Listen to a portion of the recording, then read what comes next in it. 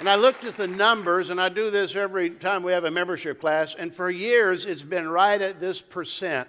46% of our households that joined last week, 46% were single households, either single never married, single divorced, single widow, but single households are almost half of our membership. So we are a very singles-friendly church. We're a married-friendly church. We're a family-friendly church. We're a widow-friendly church. We're just a nice community Bible church. Some of you aren't old enough to remember when churches made you feel like second-class Christians if you were single. Some of you are old enough to know that, but we don't do that here. In fact, I'm going to teach you something else. I'm curious, if you're single, 18 or older, if you're a single adult in the room, would you stand up, please? All singles, divorced, widowed, never married, everybody just stand. All singles, stand up all over the place. See? They're all, keep standing, everybody. Don't be afraid. You're among friends. Now, I want you to look around the room at each other, you singles. If you're looking for somebody to go to lunch with, there you go. So we're here to help. All right, have a seat. On my Facebook, Facebook.com/Robert Emmett, and that's my fan page. You can go there and you can like me if you like. In fact, I'd like for you to like me because I only have 9,600 likes, which I thought was a lot, and then I found out my son Chris has like 15,000 likes. I said, what's the deal? He said, well, you don't talk to your people. I said, well, every time I do, they seem to get mad, so I just kind of... So anyway, but I asked my friends this week, what did they like about being single? What have they learned about being single? And the answers are there, but I want to give you a few of them that I thought kind of caught my attention. Here we go. Let's see. What do you like or what did you learn about being single? I get to finish my sentences. Ryan said that. I figured out who I was as a person. When I was single, I made my own decisions. Now I don't. Must have gotten married. Being single does not mean being lonely. You cannot be happy in a relationship if you are not happy with yourself. Good word. Praise the Lord. One lady wrote, never be unequally yoked again. So we've got some lessons there. She's proven true. Let's see. Dance with God and He'll let the perfect man cut in. I thought that's pretty cool. Dance with God and He'll let the perfect man cut in. My home is very peaceful. Wait on the Lord and get busy for Jesus. Laura Foley Vigil. I remember Laura. She's an awesome woman. And then this one. I thought turning 40, never married, and no kids would be depressing. But it's not. And then a friend of Julie's and mine, Brenda Krim up in Alaska, she said, what Paul said. What do you like about being single? What have you learned? And she said, what Paul said. Let me show you what Paul said about being single. It's in 1 Corinthians chapter 7, so if you have your Bibles, let's go there because there's some specific instructions for singles. 1 Corinthians 7, and let's just read what he says first, and then we'll explain it. Chapter 7, verse 7. It's a whole chapter on marriage and singleness and divorce and ministry and remarriage and stuff, so he covers a lot of issues that they were asking, but he really starts addressing the singles in verse 7. He said, but I wish everyone were single just as I am. But God gives to some the gift of marriage and to others the gift of singleness. Would you circle those two in verse 7, please? Marriage is a gift and singleness is a gift. God gives one to the one and one to another. Verse 8, so I say to those who aren't married, and to widows, it's better to stay unmarried just as I am. But if they can't control themselves, they should go ahead and marry. It's better to marry than to burn with lust. A nurse came up to me last week. She was at an assisted living place, and she said, would you please tell old folks just because they're old and single doesn't mean they can do what married people do. I said, what do you mean? And then I said, never mind. I don't want to know. So on behalf of the assisted living people and nurses, better to marry than to burn with lust. That's what it says there. That's not even, we're going to move on here. Now he talks about being single. He said it's a gift, and then he explains why it is so important. Verse 32, I want you to be free from the concerns of this life. An unmarried man can spend his time doing the Lord's work and thinking how to please him. But a married man has to think about his earthly responsibilities and how to please his wife. His interests are divided. In the same way, a woman who is no longer married or has never been married can be devoted to the Lord and holy in body and spirit. But a married woman has to think about her earthly responsibilities and how to please her husband. I am saying this for your benefit, not to place restrictions on you. I want you to do whatever will help you serve the Lord best, with as few distractions as possible. Single adults come in two varieties. There's single and satisfied and single and searching. Let me hear you say single and satisfied. Single and satisfied means you're single and you're satisfied. You're not needing a mate. You're not needing a relationship to justify your existence. You're happy with who you are and where God has you in this station in life. Doesn't mean you're not interested in marriage, but it means you're not pressing for it and you're content with who you are and what you're doing. And there's a lot of singles that are satisfied. Of those who have never been married before, 61% would like to get married. 39% are happy not ever getting married. Of those who are divorced, 29% want to get married and 71% do not. Of those who are widows, 8% would like to get remarried. 92% do not. As my mother said, after 47 years of marriage, she said, well, son, when you've had ribeye steak and lobster tails, why would you settle for hamburger? They had a great marriage. Single and satisfied. A lot of great singles and satisfied. The greatest man who ever lived, the most famous man in history, was single. His name was Jesus Christ. The greatest writer in history was the Apostle Paul. He's single, and he's the one that says, man, if you can live single, it's wonderful. It's a great life. You can pursue ministry. Thomas Aquinas was single. St. Thomas of Assisi, Joan of Arc, Mother Teresa was single. Bernard Clairvaux, C.S. Lewis was single and did most of his writing as a single man. Now, he got married at 57, but he was single most of his life. Tracy Stevens. You probably don't know her, but if you have ever been to CBC and sang with the songs and the slides, she's in the back quietly making sure the sounds of the slides and all of that work. So she's a single woman, and she's satisfied doing her job and serving. Betsy Bueller.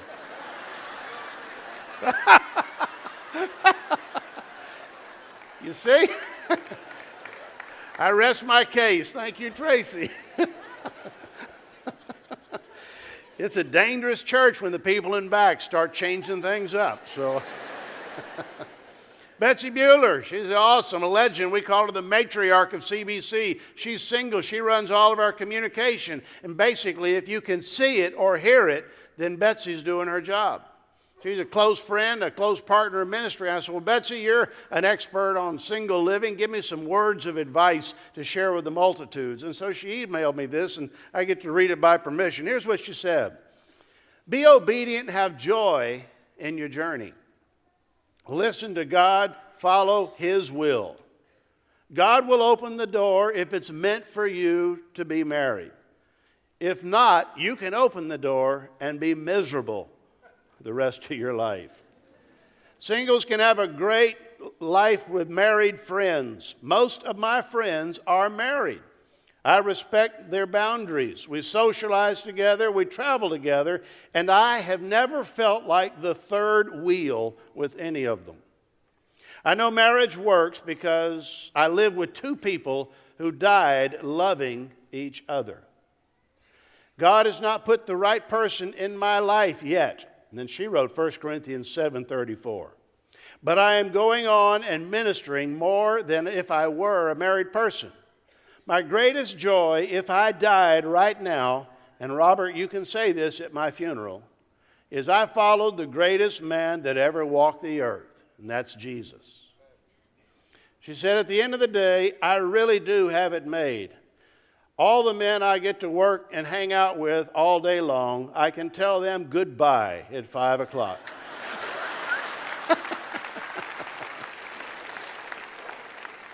Single and satisfied means you know who you are and what God has you on this earth to do. The other night, Julie and I were reminded of our friend Brenda Krim. She was at A&M with us and at the Baptist Student Union when we were there. And she's been in Alaska for years. And I was reminded of her because every year, the Iditarod, it was on the news the other night, and Brenda has a ministry up there called Alaskan Missions and Retreat. And she's an awesome gal. She's single. And she's the one that said, when I said, tell me what you think, she said, follow Paul's advice. But she takes volunteers, college students, people that want to go on mission in Alaska. And that right now, they serve food and take care of the dogs at the starting point for the Iditarod. And then at the end, she's discovered serving evangelism really gets the message of Christ out in Alaska because they're not used to people doing anything for them. And so when you do something kind in Jesus' name, she said it gets a lot of people's attention. But she's satisfied. She's found her place. She's found her call. And she's doing an awesome ministry all over Alaska.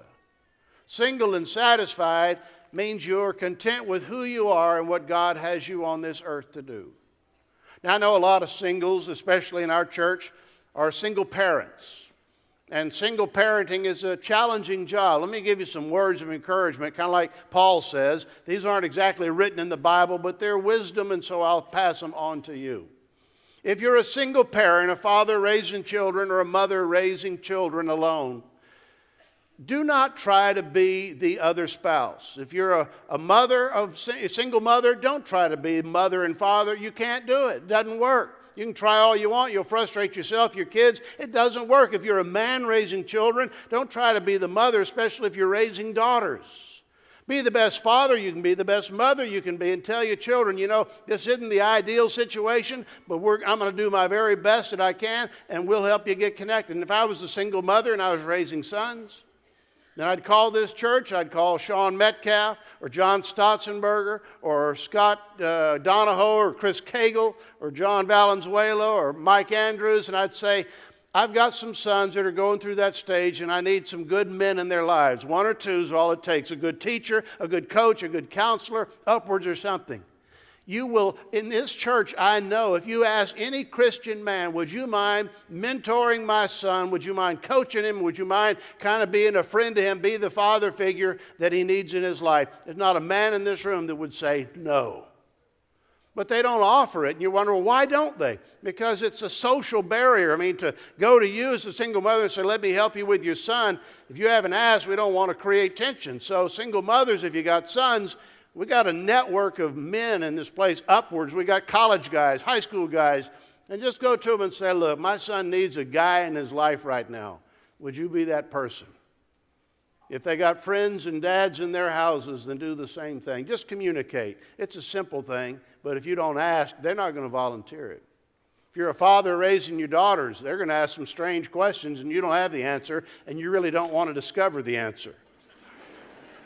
So you call Kim Lively or Norma Ibarra or Martha Fisher or Jessica Korinik or any of our other ladies on staff and say, my daughter's at that stage and I need some help. Would you mind connecting her with a group or a teacher or somebody that they can kind of, do lady things together with? That's the way it works. You can't be both, but be what you are. Be the very best you can possibly be. Also, and I give this advice a lot, to parents of teenagers especially that have gone through a divorce and they want to get remarried, that gets complicated. My advice is graduate your children first and then pursue dating if you want to. And invariably I get people say, well, doesn't God want me to be happy too? And the answer is no. Not always. He wants you to devote yourself to raising your children, whether you're a single mom or a single dad. You work hard, you make enough income to pay the bills, but then you devote your evenings and your weekends to your children. And Satan's going to get in there and say, well, you're losing the best years of your life. No, I can tell you, you're making the best years of your life. You raise your children right, even if it's as a single parent. You give them time, you give them attention, you give them discipline, you give them guidance. When they graduate, then the Lord let him bring somebody in. Now, I know there are some exceptions to that rule, but by and large, like Paul says, don't complicate your life. That's probably one of the things he's referring to. Does God want you to be happy? Yeah, after your kids are grown and gone. Doesn't matter whether you're married or single. It's a rule for all of us. I mean, parents, kids come first. We spend money on them. We do things for them. We sacrifice for them. We go to Disney World. We'd rather go to Cancun or something. And someday they graduate and they leave home, and then they graduate and leave college, and then you get your credit card back.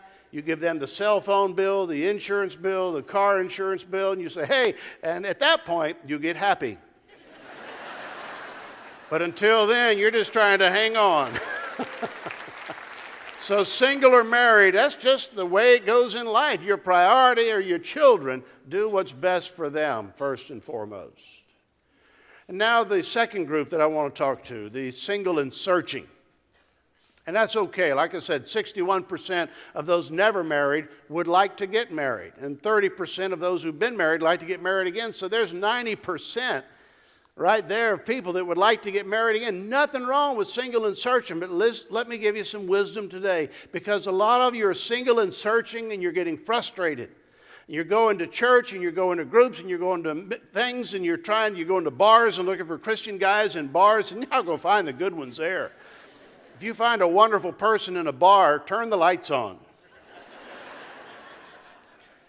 But you get frustrated, but you're searching and searching and searching, and the more you search, the worse it gets. How's the single and searching working for you? For most of us, it's an act of frustration. Man, Lord. But if you'll do this, pursue your mission instead of your mate, you'll be amazed at how fast and how effective God is at matchmaking. When you say, Lord, you're Lord of my life, I'm going to pursue you, you've got the ability to make it happen. And he does. Pursue your mission, not your mate.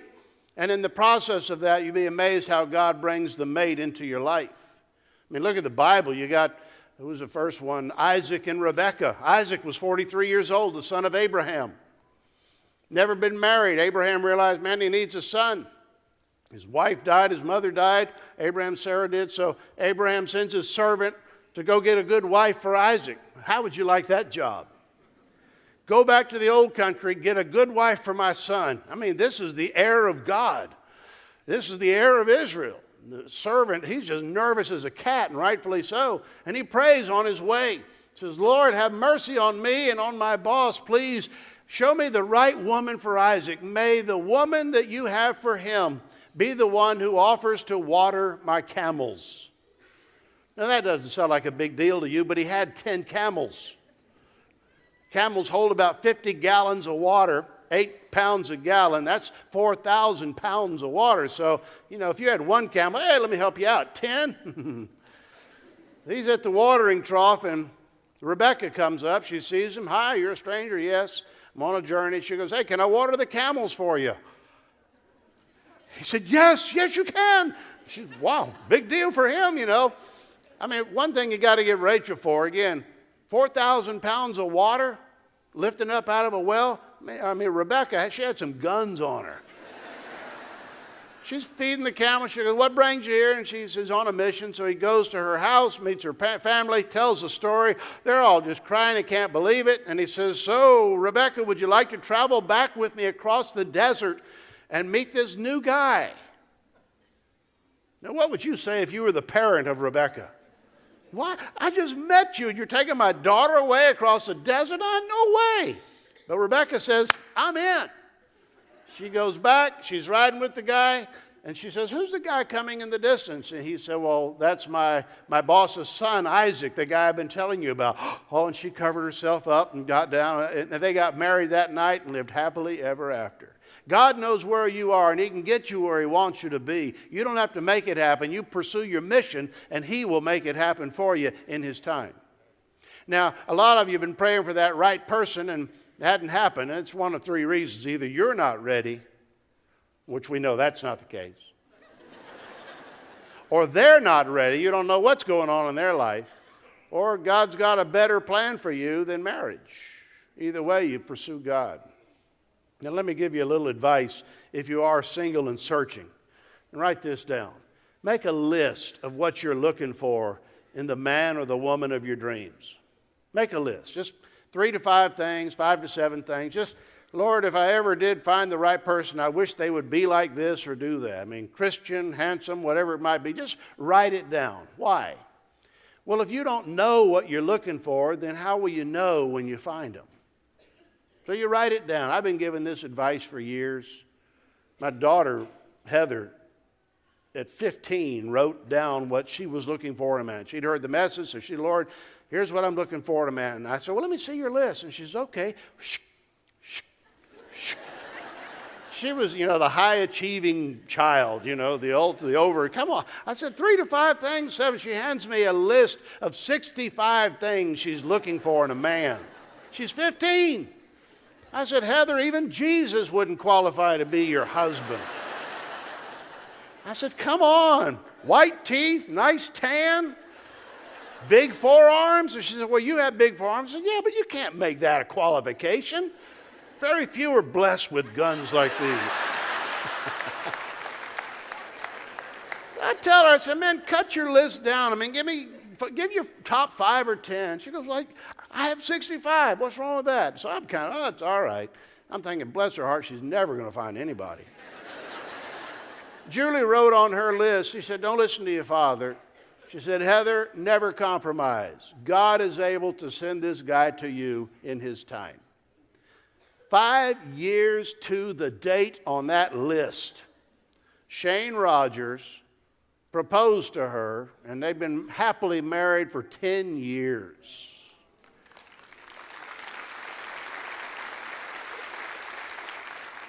And I asked her, I said, he doesn't hit all 65. And she goes, no. She said, he had 64. I said, what was he missing? She said, blue eyes. But he has green eyes, so she said, I'll take what I can get, but that's... Make a list and then pursue your mission. Lord, this is what I'm looking for. If they're out there, bring them to me. If not, I'm going to serve you. Put it in your Bible, put it in your drawer. Know what you're looking for, so when you find it, it fits, it works. God is able. He did it with Isaac and Rebekah. He did it with Jacob and Rachel. He did it with Boaz and Ruth. I told their story last week. 2 stranger stories could not have been told, and yet God in his time brought them together. They got married and lived happily ever after and became the descendants of King David and Jesus Christ on his father's side. Harry and Marion, my parents, they were different story. He was a pharmaceutical sales guy in Trenton, New Jersey, 27 years old, never married. My mother was a university professor at Emory, teaching nursing at Emory University. She was 30, he was 27, neither had been married. Both knew what they were looking for, hadn't found it. They're at a convention in Atlantic City, New Jersey. He's working the table. She walks by. They get to talking. They go out that night. They go out the next night. They go out the next night. He drops her off at the hotel on a Saturday night, and he says, I'll pick you up for church in the morning. She was shocked. She'd never dated a guy that said, I'll pick you up for church in the morning. Let me tell you, ladies, that's the best test right there. If your guy won't go to church with you, don't go out with him.